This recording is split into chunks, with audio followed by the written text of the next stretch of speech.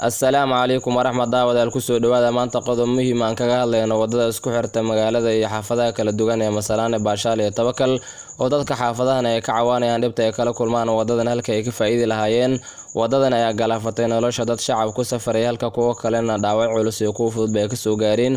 Dadka ugu badan ee ku waxyeelloobay waxay isugu jiraan dadka ku safaray wadadani, dadka ku lugaya, wadayaasha mootobajaajka, wadayaasha boodha iyo dhammaan gawaarida kala duwan ee isticmaala wadadani. waxaana wadadan ay noqonaysaa wadada ugu khatarsan oo shilalka badan wadooyinka isaga kala goosha xaafadaha magaalada Garissa.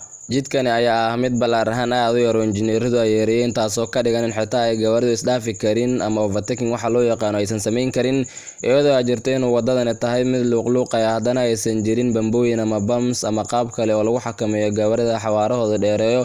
waxaana cadeyn in ka badan 2 kiiloomitir aan soconay wadadani ku soconay aan la kulmin wax bumps ah. waxaa sidoo kale wadadan khatarteeda sii kordhinaysa iyadoo ay tahay mid dhexmarta xaafadaha ay bulshada aad ugu badan tahay. wax badan ayaa laga qaban karaa haddii ay gacmaha isqabsadaan, iyadoo hormuud ay u tahay dowladda hoose ee countiga Garissa iyo dhammaan laamaha kala duwan ee qaabilsan wadooyinka dalka si loo xalliyo dhibaatooyin soo noqnoqotay. waxaa sidoo kale isgarabsan karaa waxaa kala duwan ee qaabilsan booliska iyadoo soo rogi kara amara lagula tacaali karo shilalkani soo noqnoqday. Tallaabooyinka la qaadi karo ayaa waxaa ka mid ah in dib u habeyn lagu sameeyo wadadan iyadoo loo dhameystiray waxyaabaha looga baahan yahay in wada la hirgeliyo iyo in laga salgaaro gawaarida mudan in halkani maraan oo dhameystiray shuruucda loo igmaday. waxaa sidoo kale muhiim ah in bulshada wacyigelin iyo baraarujin ku aadan khatarta wadadan loo sameeyo. haddii aysan intaasi dhicin waxaa dhici doonta in mar walba shilalkani ay soo noqnoqdaan. daawadayaal si hadda aad u jeedaan ama aad arkaysaan waxaanu afka saarnay wadada Baashaal Masalaane oo maanta diiradda inoo saaran ee nala socda ayaan idin leenahay.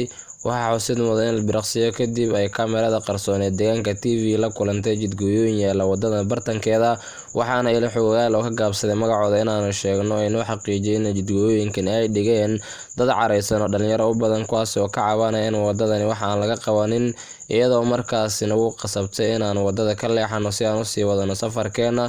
gudoomiyaha xaafadani iyo staafkiisa khaaska ah ayaa durbadii yimid halkani iyagoo ka qaaday dhagaxaanta lagu jaray halkani aad u jeedaan. sidoo kale waa luuq oo ma arkaysid gaariga kula soo socda iyadoo uu ka qarnayo madeengeegani halkani ka baxay iyo gurigani dhoobada ka samaysan oo dhanka midig ku yaala.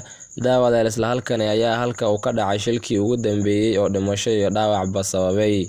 halkanna sidoo kale waxaa lagu jaray dhagaxaan iyo caleenta geedka. waxaa la yaabka ah in aanu halkani jirin bumps gawaarida celiya, iyadoo aan dhextibaaxayno bartamaha xaafadaha.